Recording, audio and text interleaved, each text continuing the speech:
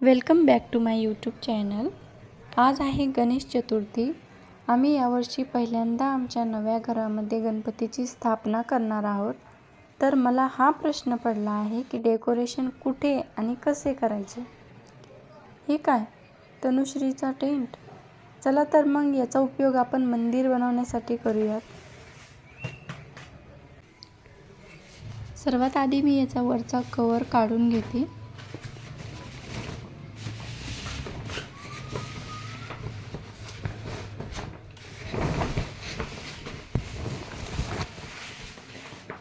हे कवर आपण थोडा वेळ बाजूला ठेवूया आणि हा टेंट आपण मंदिरासाठी यूज करूया।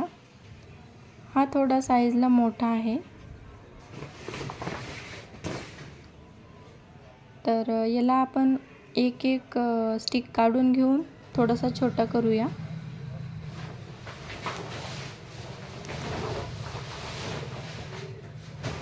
मंदिर खूप मोठा नकोय, कारण एवढी जागा नाही आहे। छोट्याशा जागेमध्ये ॲडजस्ट होईल इतकंच मंदिर आपल्याला हवं आहे, त्यामुळे एक एक स्टिक मी काढून घेतले आहेत। हॉस्पिटलमध्येच मी गणपतीची स्थापना करणार आहे, त्यामुळे छोट्याशा जागेमध्ये बसेल इतकंच मंदिर मला तयार करायचं आहे।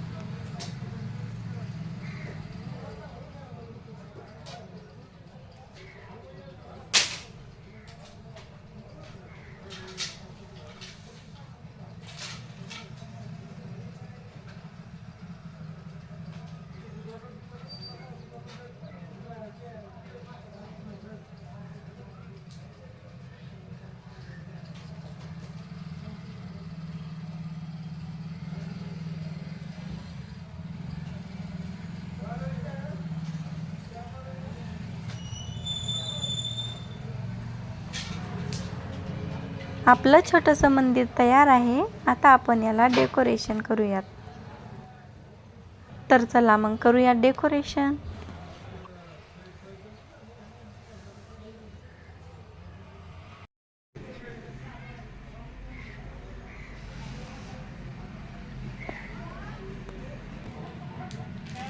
एक पाट घेतला आहे, एक येलो कलरची ओढणी, एक रेड कलरची ओढणी आणि काही डेकोरेशनच्या वस्तू आहेत, त्या पण मी इथे यूज करणार आहे।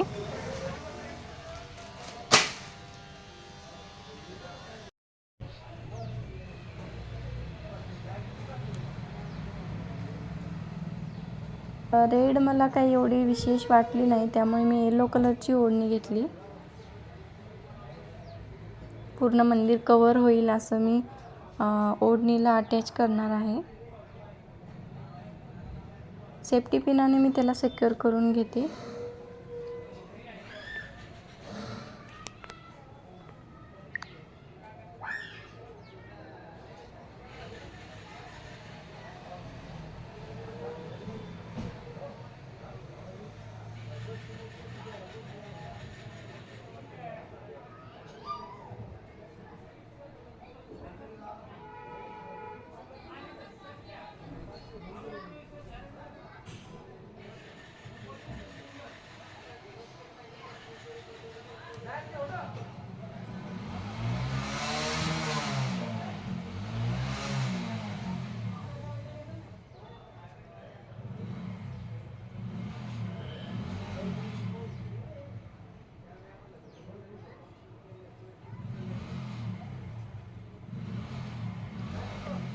सेफ्टी पिनाने काही सिक्युअर करून घेतलं आहे मी, आणि काही जागेवर सुई धाग्याने शिवून घेतला आहे।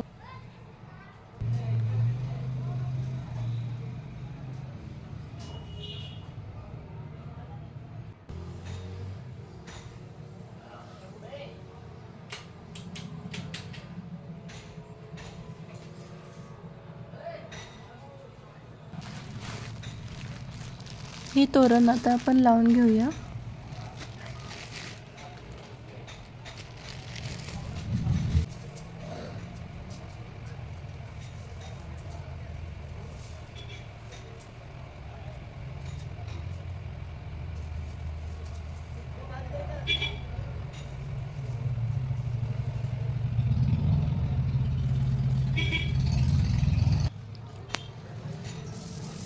सगळे तोरण वगैरे डेकोरेशनचं मी त्या टेंटमध्येच अडकून घेतलं आहे.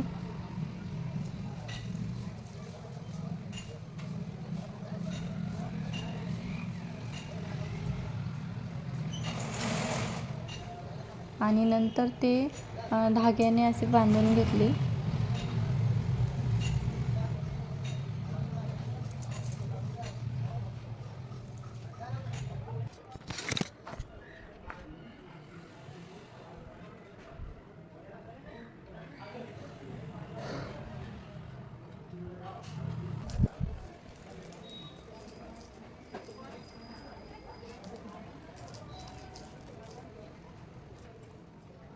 अशा प्रकारे मी याला मंदिराचा लूक देत आहे.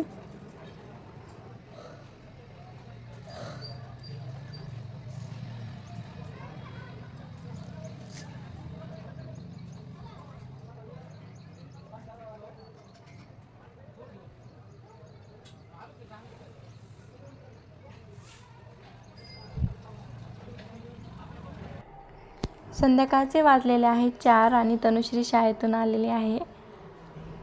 तिला गणेश चतुर्थीबद्दल काही माहिती नाही, त्यामुळे तिला हे सरप्राईज आहे.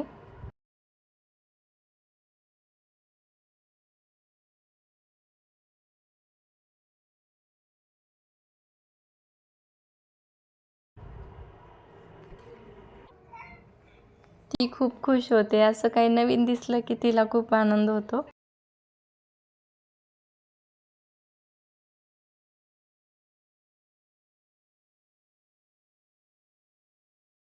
ती मंदिराकडे बघतच राहिली.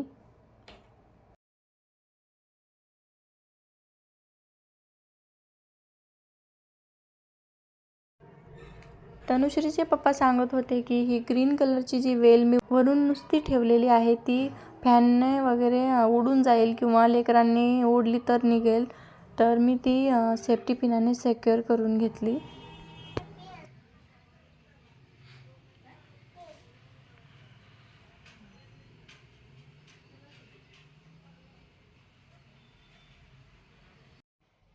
गणपती बाप्पाचं मंदिर रेडी झालेलं आहे आणि आता मी करणार आहे पूजेची तयारी.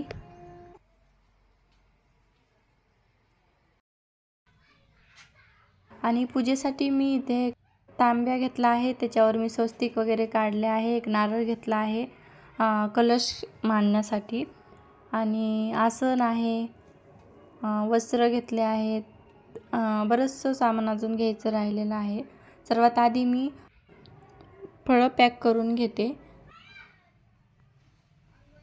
मी काही फळं घेतले आहेत ते मी ह्या कटोरीमध्ये असे पॅक करणार आहे. छान दिसतं ते ठेवायला, त्यामुळे.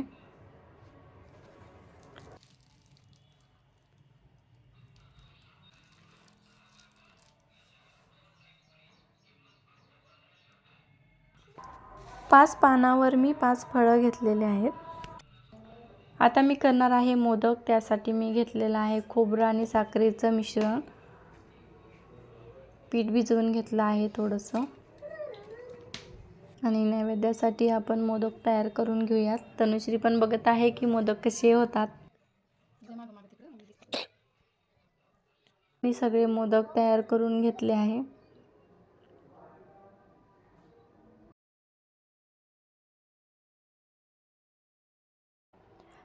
फ्राय करून घेतले आहेत मोदक. श्री झोपलेला आहे तोपर्यंत माझे हे सगळे कामं होऊन जातात. त्यामुळे मी जास्त करून दुपारच्या वेळेतच सगळं डेकोरेशन असो किंवा काही करायचं असो सगळं आधीच करून ठेवत असते. तो उठल्यावर खूप परेशान करतो. इथे आपले मोदक रेडी झालेले आहेत.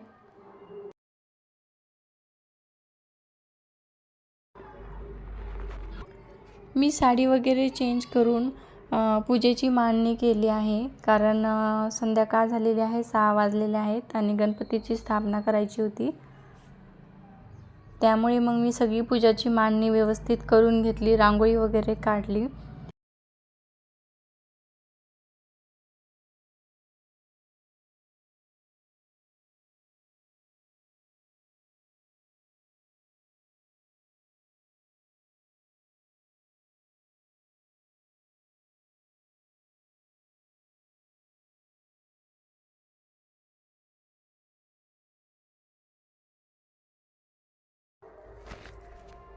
फायनली बाप्पांचं आगमन झालेलं आहे आणि आता आम्ही त्यांचं स्वागत करूया.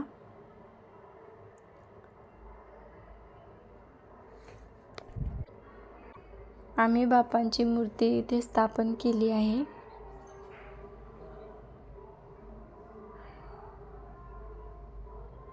खूप छान दिसत होतं डेकोरेशन वगैरे.